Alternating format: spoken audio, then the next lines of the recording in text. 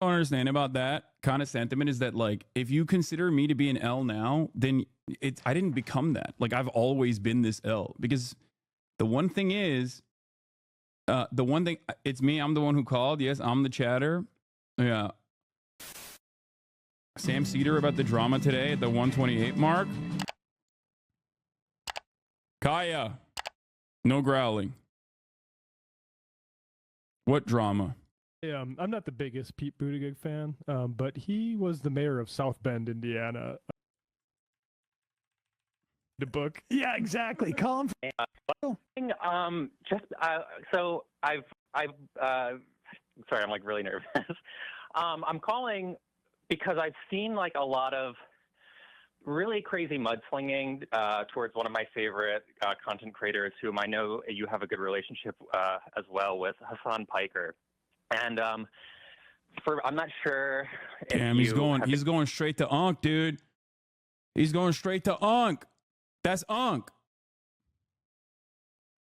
That's my uncle. Everybody calm down. And keeping up with it, because it's sort of like this intersectionality between like political commentators and like random crappy YouTube drama. But and I know that you also have a relationship or have been on the H3 podcast. So anyway, just to give like the spiel really quickly, if you haven't heard of it, Ethan Klein sort of has had this like crazy campaign against Hasan lately, insinuating that his fan base is anti-Semitic and that he's allowing this sort of area of his community to exist, and just going above and beyond to make the most bad faith arguments in order to like perpetuate this narrative. And it's really like been personally upsetting to me, specifically because here's this guy who, I'm sorry, I'm like really fucking really nervous. Here's this guy who's like defended the Palestinian people for so long, way before like this year, like for years and years and years. I myself, I'm a Jewish person. I went on Birthright when I was 19, and I was radicalized by Birthright Unplugged. So I was able to see what was going on in the occupied West Bank at the time, and it was particularly upsetting to me. So, yeah, no, I guess the reason I'm calling is because I'm just curious if you are aware of what's going on. Because for me, it's just so personally upsetting to see this happen to someone that I feel like has been so staunchly in the right place with this issue, being brutally attacked by people whom I viewed as being like figureheads of like a progressive movement, people like Ethan Klein, other YouTubers as well. Yeah, I mean, I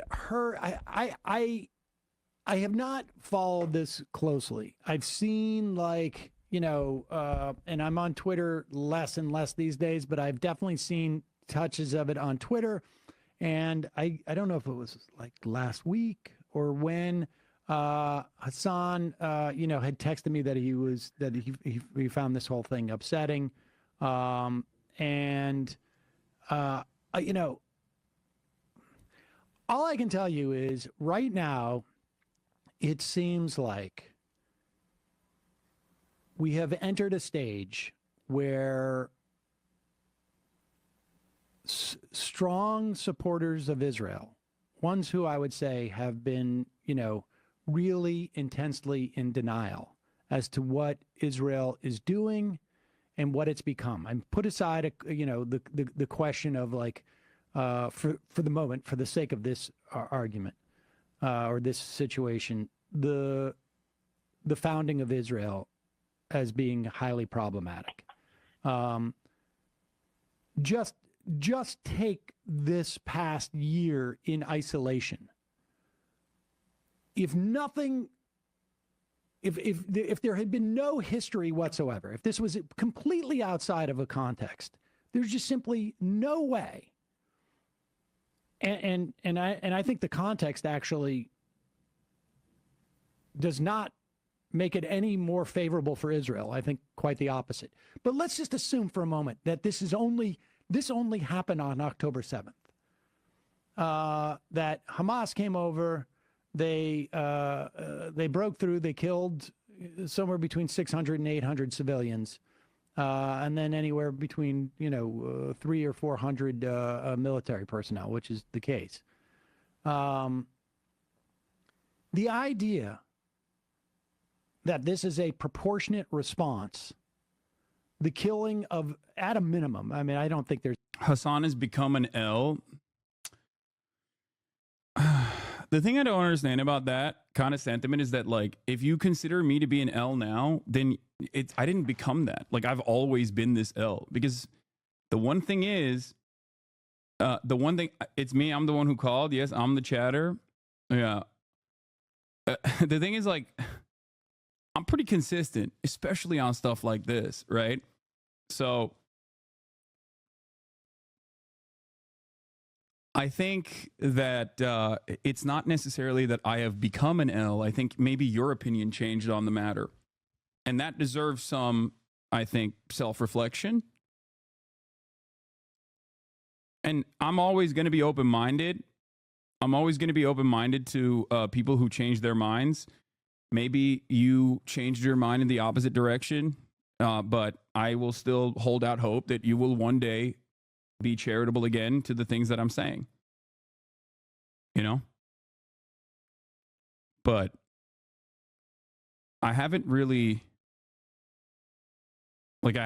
changed my framework, my perception, my attitude on the way that Israel operates. The only thing that I've turned into an L on is the size of the t-shirts that I wear. I used to wear XXL and now I wear larges. So I guess on that front, you are right. There's any sort of reasonable individual that thinks it's less than, 40,000 plus people. And that, we know that almost 2/3 of this is women and children. We know that there have been thousands of kids underneath the age of like 2 who have been killed. I don't think there's anybody. Even without the context, this just looks like war crime after war crime. May I ask a question, Sam? Yeah. So getting to that point, like, I think what's particularly upsetting about this, like, obviously the entire situation. Iammer Bullprog called in and talked about their criticisms of you. Okay. Is incredibly upsetting, and it's one of the most horrendous things that I hope I'll ever have to witness in my life. But I think what's particularly upsetting, like I mentioned before, is seeing people whom I previously thought were fairly progressive become like radicalized against this issue. And well, listen, you were that are so much worse with their bad faith arguments. And I wonder if you think it's more about that, just hits home for them in a weird way, where they're able to suspend their disbelief. That was the point that I was trying to make. It's like, I feel like we have hit a stage of this now where it is so horrific, it is so obvious that even without you can't even acknowledge it. Even without context, that to remain in denial, you need to go further, right? Like, you can't hunker down. You need to go on the offense. I will tell you this. I had a guy, family friend of my father's age, who called him this week and asked if I was an anti-Semite. Yeah. So this is ironically enough, the reason why I wanted Sam to talk to Ethan as well, because this is like getting too into, in a very public fashion, but getting too into like inter-community conversations. Okay. Like, you know how sometimes we open the door? You know how sometimes we open a door and peek into black people's business? This is Jewish people's business to a certain degree. Like, the way that American Jews analyze Israel and the opinions that they have, like, this is a inside baseball conversation almost. Like, I understand why that chatter is frustrated, because he's like recognizing the cognitive dissonance demonstrated by people who recognizes we're progressive, who have like who have gone through a genuine attitude change, right? And yet that attitude change has like limits in terms of the analysis. I think that it's just slightly parasocial. I don't think so, because like I have two different camps here, right? I have like hardline anti-Zionist Jewish friends who are very close friends of mine, as you guys know, who I love and have so much respect for, who have already had these opinions very publicly for a very long time.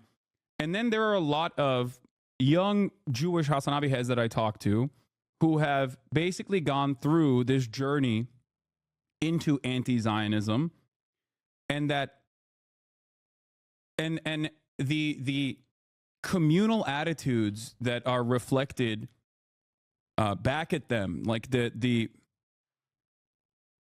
push and pull basically of your own personal convictions on this matter versus the way that your immediate family members treat you, and your sense of community basically being robbed from you because of your difference in opinion on this matter, because of how many of these communities are built around the concept of like defending Israel.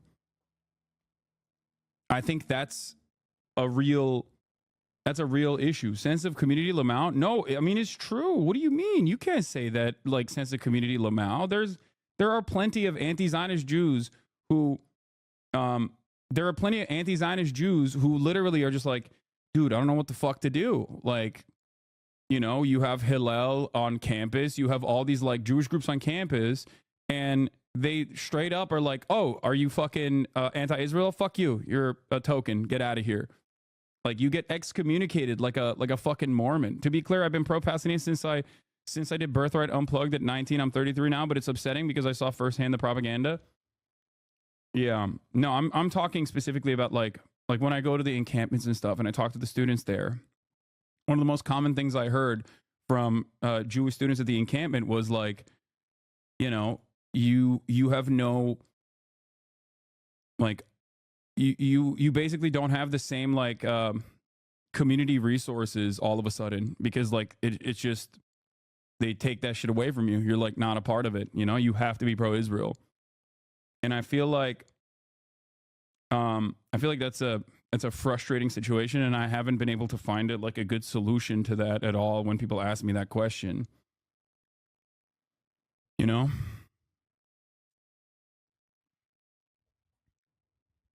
Like, I do understand how that would be.